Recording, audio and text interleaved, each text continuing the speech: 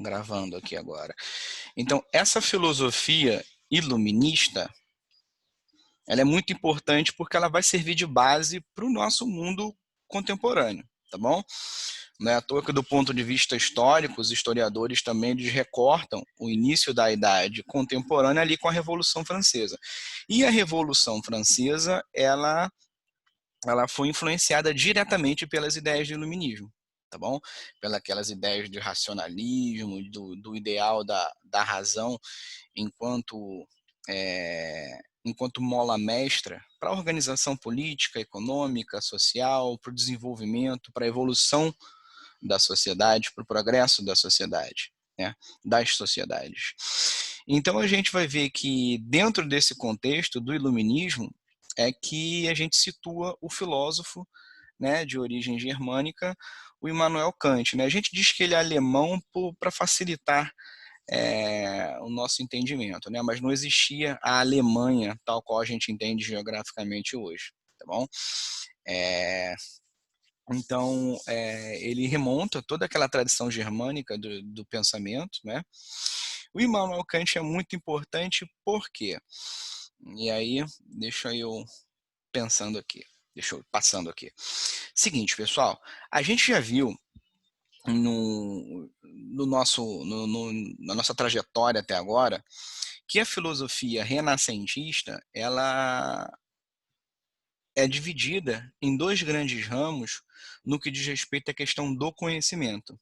De um lado, os racionalistas, liderados pelo Descartes, afirmam que somente a razão pode produzir conhecimento e que os nossos 5 sentidos, ou seja, o conhecimento que é derivado dos 5 sentidos, o conhecimento sensorial, ele é falso, ele é enganoso, já que os nossos 5 sentidos nos enganam muitas vezes. Então, basicamente, essa é a ideia do Descartes e dos seus seguidores dentro da linha racionalista, ou seja, que somente a razão produz conhecimento. Beleza. Do outro lado, a linha empirista, empirismo de experiência. E toda vez que a gente fala de experiência, pessoal, na filosofia nós estamos falando dos 5 sentidos, tá bom? Da experiência sensorial, tá? Dos nossos sentidos. Essa linha, ela foi aberta pelo Francis Bacon, tá bom? Que vai desenvolver um método indutivo muito importante para a ciência, mas o Francis Bacon, seguido pelo Locke e por último pelo David Hume, eles vão dizer que os sentidos é que criam o conhecimento e que cabe à razão, obviamente, transformar isso em informação complexa, tá? Então, basicamente, essas eram as duas trilhas, os dois caminhos a serem perseguidos se você está preocupado com a produção do conhecimento nesse momento da história. Ou você era racionalista ou você era empirista. E essa discussão começa ali no século XV, atravessa o século XVI, o século XVII e bate no Kant lá no século XVIII, tá bom? E o Kant, ele olha para essa questão e ele consegue equacionar essas duas linhas, a linha racionalista e a linha empirista. Então, ele vai dar uma nova roupagem para a questão do conhecimento. O Kant é muito importante porque na história do conhecimento a gente pode falar antes do Kant, depois do Kant. Porque ele vai lançar as bases da nossa produção do conhecimento na atualidade. Então, seja para concordar, seja para discordar, o Kant ele é um ponto de referência para a filosofia, tá bom? Antes disso, vamos falar um pouquinho de quem é esse Kant, tá bom? E quais são as ideias dele do que dizem respeito às questões propriamente filosóficas, tá bom?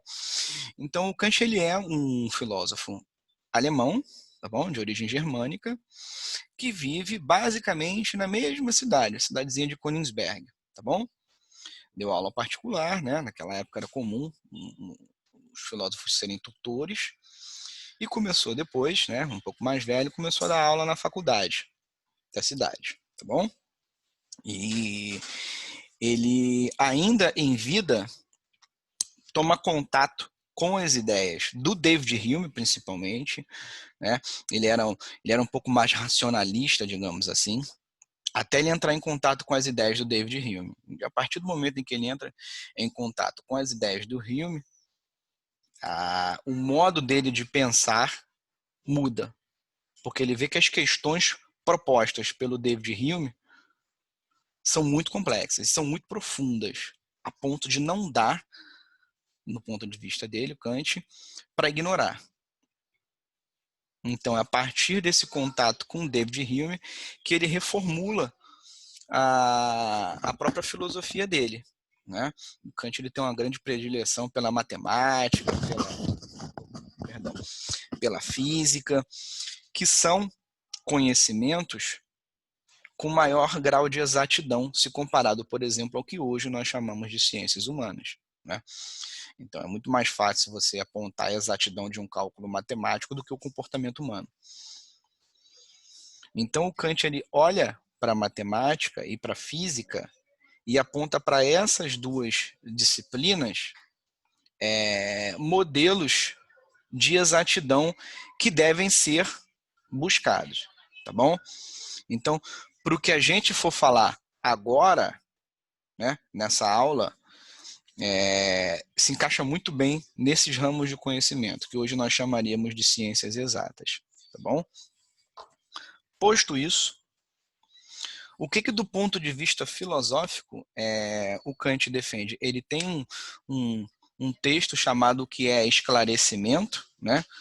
o que seria o iluminismo, né? Que eles chamam de esclarecimento. Então, tem uma frase muito dele, muito importante dele nesse livro, e que é muito comum atribuir-se a ele, é a frase sapere aude, ou seja, ouse saber. Então, Kant ele discute a questão da maioridade e da menoridade nesse texto. E aí é importante a gente lembrar o seguinte, pessoal, isso também vai servir para a gente, do ponto de vista filosófico, para a gente pensar nossa própria condição. O que ele está chamando de maioridade ou de menoridade não é necessariamente atravessar uma fronteira etária, né? Sou maior depois de, sei lá, 18, 19, 20 anos ou sou menor antes disso. Não é absolutamente nada disso. Não tem a ver absolutamente nada com a questão biológica, de você atravessar uma fronteira biológica. Então, quando ele fala de maioridade e de menoridade, ele está se referindo exclusivamente ao uso da razão para a interpretação de si mesmo e do mundo. Então, quando ele fala, vou começar aqui pelos tópicos mais abaixo, de menoridade, né?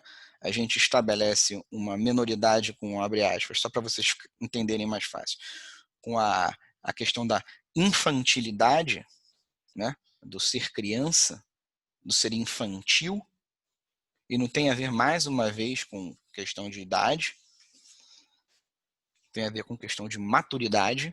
A menoridade dele, ele vai dizer, a menoridade se manifesta na pessoa quando ela pensa não com a sua própria cabeça, mas quando ela pensa com a cabeça de outra pessoa.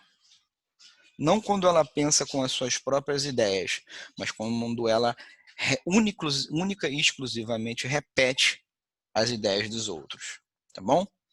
E é claro que isso não tem a ver com a questão, por exemplo, do estudo, né? Eu estou aqui repetindo as ideias de outra pessoa. Não fui eu que pensei o conteúdo que a gente está trabalhando.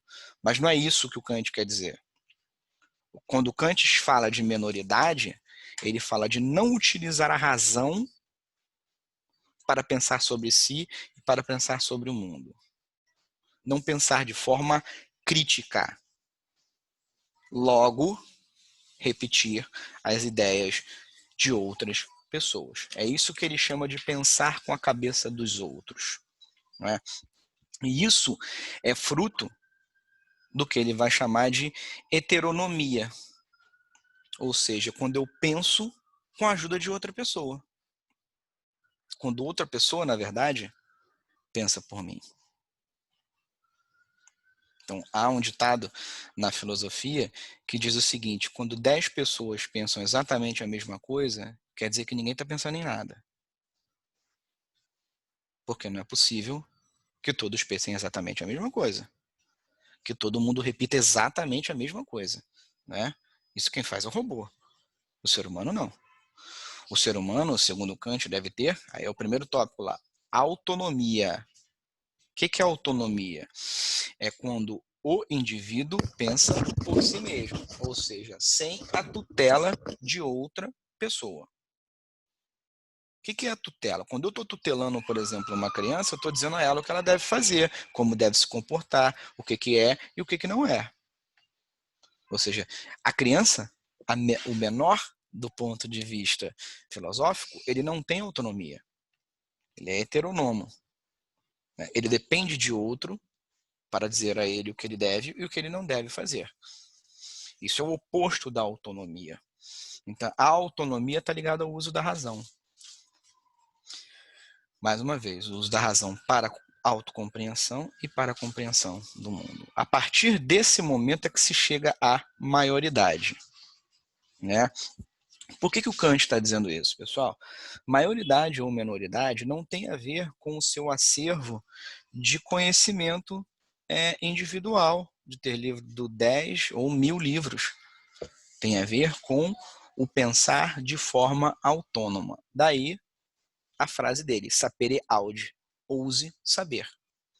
Ou seja, né, saia da sua zona de conforto e ouse saber as coisas por si só, tá bom? Então, esse, digamos assim, é a dica filosófica do Kant, tá bom? É a proposta filosófica dele. A partir deste momento, quando eu ouso interpretar as coisas com a minha própria cabeça, né, com uma cabeça autônoma, eu passo também a fazer a crítica dos conhecimentos. E que é o que ele fez. Né? O Kant ele diz que antes de encontrar o David Hume, ele dormia num sono dogmático. O que é dogmático? Dogmatismo na filosofia é a crença de que é possível conhecer as coisas total e completamente. Né? O dogmático ele é o oposto do cético. Lembre-se, o David Hume é um cético. Ele duvida da capacidade humana de conhecer assim as coisas com facilidade. Né? O David Hume fala que muito do que a gente considera conhecimento nada mais é do que hábito. A gente se habituou a achar que aquilo acontece, sem de fato se perguntar como aquilo acontece. Né? E essa questão ela na verdade vai martelar a vida do Kant, né? Vai separar inclusive a obra do Kant, antes e depois do David Hume. Né? Isso quando vocês lerem o capítulo referente ao Kant, vocês vão ver isso com mais profundidade. Então, a partir desse momento que o Kant lê o David Hume, ele abandona aquele racionalismo, né, da vertente do cartesiana e se dedica ao que ficou chamado de idealismo crítico ou criticismo. E o que é o criticismo, pessoal? O Kant ele vai dizer, né, e a gente de filosofia concorda, que o Kant ele promove uma revolução copernicana na filosofia. E aí, explicando de forma muito simples, eu vou recorrer a essa garrafinha aqui do meu filho, pelo seguinte: na Revolução Copernicana, antes do Kant, perdão, o filósofo ficava assim: eu, filósofo, sou sujeito, esse aqui é o objeto a ser conhecido, tá bom? Então eu ficava, orbitando o objeto, tentando entender o que é, de que é feito, o que não é, como se chega nessa forma, como não se chega, enfim. Eu estou tentando entender o que é exatamente isso, para poder definir. Isso aqui é uma garrafinha de água composto de A, B, C e D, ponto. Até então, segundo Kant, era assim que se comportavam todos os filósofos. Eles olhavam para um determinado objeto e estavam tentando entender esse objeto.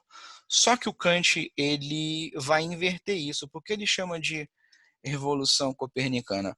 Porque agora o filósofo ele não tem que olhar para o copo para saber o que o copo é. Ele tem que olhar para si e se perguntar: como é que eu, filósofo, posso conhecer as coisas? Como é que eu tenho certeza de que eu posso conhecer as coisas? Veja bem, se vocês lembrarem, o Descartes também propôs isso. O David Hume e todos os outros filósofos, sejam empiristas ou racionalistas, propuseram exatamente a mesma coisa. Então não é uma grande novidade o que o Kant está propondo. O que o Kant está propondo, a grande novidade é o seguinte: eu não tenho que olhar só para o objeto, eu tenho que olhar para o indivíduo. É o que ele vai dizer que é colocar a razão no tribunal. É o tribunal da razão. É a razão que vai ser o centro da análise do filósofo, e não os objetos. O filósofo, quando vai conhecer qualquer coisa, ele primeiro deve se indagar: será que eu estou indo pelo conhecimento correto, pelo caminho correto, para atingir determinado conhecimento? O importante é o caminho. Eu tenho que definir esse caminho de forma muito precisa. Porque se eu não fizer isso, eu não vou conhecer as coisas. Tudo bem? É isso que ele chama de revolução copernicana. Se antes o filósofo que está girando em torno do objeto para tentar entender esse objeto, agora são os objetos que giram em torno do filósofo. E o filósofo, captura o objeto para tentar entender. É um mundo que está se movendo em torno do filósofo, e não o filósofo que está se movendo em torno do mundo. Daí a Revolução Copernicana, né? Que antes do Copérnico se dizia que o Sol girava em torno da Terra. Depois do Copérnico, é a Terra que gira em torno do Sol. Antes do Kant, o filósofo gira em torno do objeto. Depois do Kant, são os objetos que giram em torno dos filósofos. É o ser humano que deve ser investigado.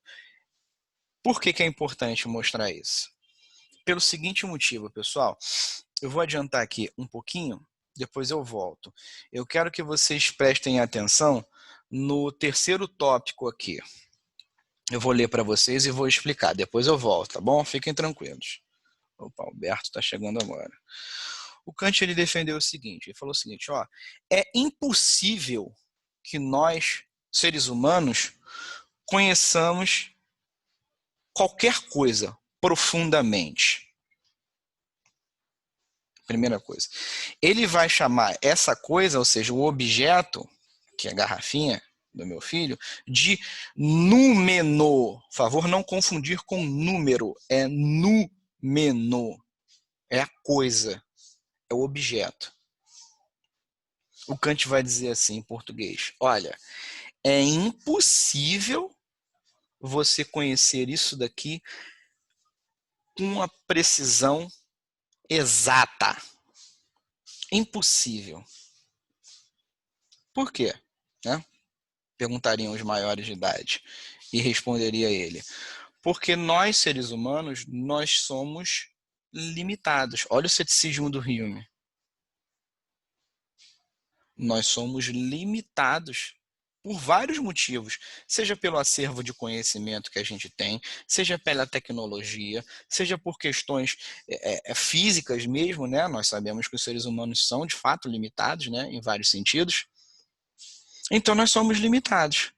Então não tem como eu conhecer a coisa em si, o númeno. Eu só tenho como conhecer como as coisas aparentam ser, ou seja, o fenômeno, como elas se apresentam para mim. Olha, isso aqui se apresenta uma garrafinha com um certo modelo, né, de certa cor. Eu consigo, por meio da química, examinar ela, né? Quais são os elementos que compõem, quais são o formato, cor e tudo isso também. Beleza. E olha só, o que é importante. O Kant vai dizer, eu tenho que prestar atenção justamente, né, em como as coisas se apresentam para mim. Para eu separar o que é aparência do que é a coisa em si. Do que é um conhecimento que pode ser não rigoroso de um conhecimento rigoroso. Por isso, muitos vão apontar, e a gente vai ver um pouquinho mais para frente, que o Kant ele é o pai da fenomenologia. O que é fenomenologia? É o estudo dos fenômenos. É uma nova corrente filosófica. Essa corrente filosófica vai aprofundar ainda mais essa afirmação do Kant de que é impossível conhecer as coisas como elas são e que só é possível conhecer as coisas como elas se apresentam, como nós, seres humanos, percebemos ela. A partir do momento em que eu defendo esse posicionamento, eu trago a razão humana, eu trago a cabeça humana, eu trago a capacidade de pensar do ser humano para a investigação. Eu não quero saber, claro, eu quero saber o que é uma árvore, por exemplo. Mas eu tenho que ter em mente, antes de tentar investigar o que é essa árvore, é saber quais são as minhas limitações. É saber quais são as minhas certezas, quais são as minhas possibilidades de conhecimento. Sem isso, não tem filosofia. Se eu inocentemente partir do princípio de que eu posso conhecer absolutamente tudo, a filosofia ela vai cair numa armadilha muito simples de se explicar, né? Muito simples da gente ver no dia a dia. Quantas vezes a gente erra? Olha o Descartes aí. Olha, a gente não erra tantas vezes. Os filósofos já não se corrigiram tantas vezes. Os físicos, olha os físicos e os matemáticos, eles não vivem se corrigindo? Todo ano tem uma descoberta nova da física e aí os sujeitos têm que se reinventar, têm que fazer os cálculos novamente. Por quê? A partir disso, dessa certeza de que há uma limitação, a gente não cai na armadilha de achar que tudo pode ser conhecido. Essa é a grande armadilha a ser evitada pelo Kant, tá bom? O Kant diz que a gente tem que prestar muita atenção para não ficar preso na armadilha de achar que nós conhecemos as coisas. Então, aí o último tópico, tá bom? E eu vou parar por aqui, depois na outra aula a gente finaliza o Kant, mas aqui a gente vai ver que ele tenta formular o que ele chamou de síntese entre o sujeito e o objeto. O que é isso? Ele está querendo dizer que nós, seres humanos, nós construímos o mundo mentalmente. Que o mundo existe de forma complexa, né, na nossa cabeça. O mundo na natureza é o mundo da natureza. Ele está lá, ele não tem definição. Os animais, eles não se diferenciam entre si, tá bom? Entre mamíferos e ovíparos, por exemplo. Entre carnívoros e herbívoros. Os animais simplesmente vivem. Quem é que faz essa diferenciação? É o ser humano. Quem é que constrói esse conhecimento sobre a natureza, por exemplo? É o ser humano, né? Eu faço aquela piadinha. Pergunta para o pato se ele se define ovíparo, mamífero, herbívoro, qualquer coisa, né? Ele não tem definição sobre si, porque ele não tem capacidade de aprender, ele não tem capacidade de diferenciar. O ser humano tem. Por isso que o ser humano ele constrói mentalmente, por meio de categorias, a gente vai ver nas próximas aulas, e a gente categoriza, a gente cataloga essas diferenças. E por isso que a gente consegue enxergar. Por isso que a gente constrói, mais uma vez a última frase, a gente constrói mentalmente o mundo. O mundo ele é complexo na nossa cabeça. Porque nós, seres humanos, conseguimos enxergar a complexidade do mundo. Nós conseguimos construir um mundo complexo na nossa cabeça, tá bom? Então, com isso, a gente termina por aqui essa primeira aula sobre o Kant, tá bom? Na próxima semana a gente finaliza, tá? Eu recomendo a vocês que vejam videoaulas no YouTube sobre o Kant, né? O Kant ele é um pensador complexo. Recomendo a vocês que leiam, tá bom? E tragam as suas dúvidas para mim. E aí,